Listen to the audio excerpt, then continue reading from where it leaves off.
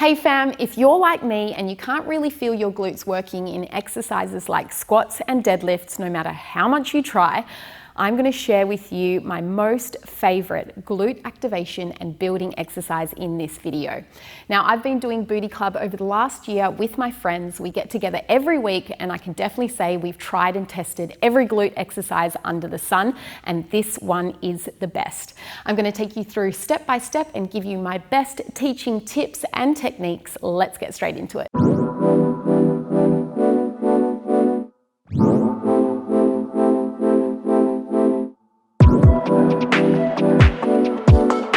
So what's my favorite glute exercise? It is the Bulgarian split squat, or also known as a split squat.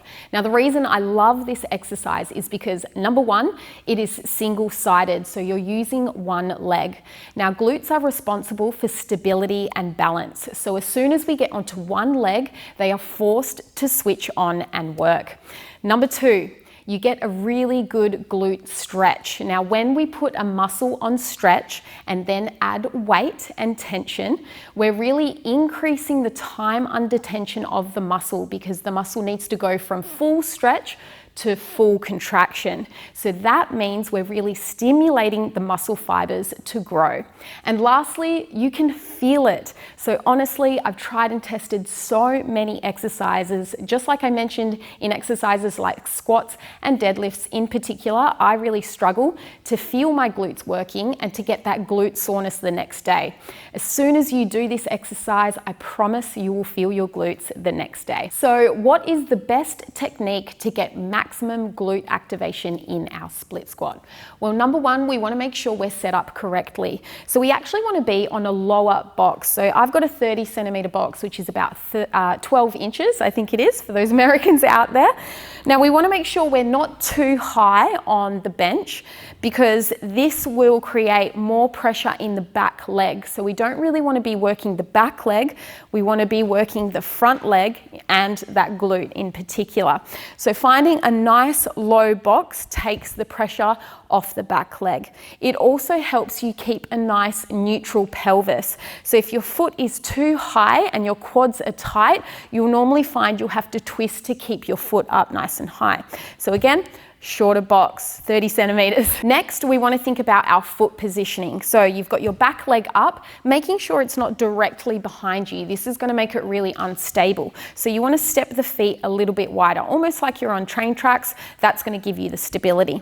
Now, positioning your front foot so you can find a comfortable bend. So trying not to be too close to the box and not too far away either. So find a happy midpoint. Lastly, the front foot, we should be pushing through the heel rather than moving into the toe. The more forward we move with our knee, the more pressure is going to build in the knee joint. So we want to make sure the weight is through the heel.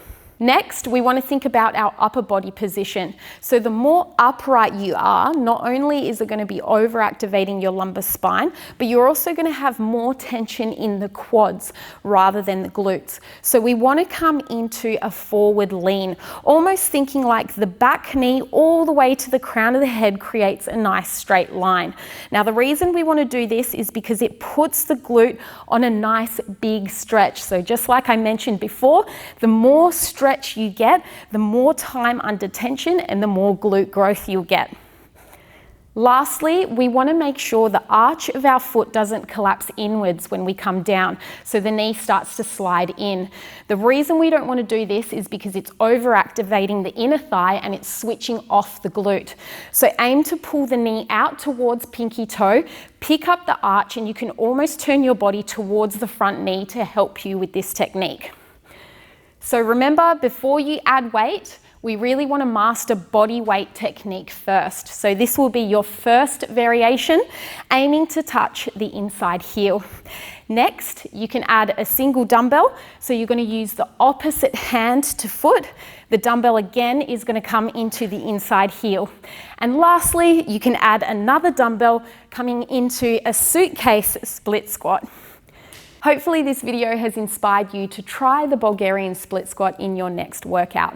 If you want to work out with me, don't forget to try my app Fresh Body Fit Mind, which is full of follow-along workouts, yoga, Pilates, plant-based recipes, plus 4-week dumbbell programs.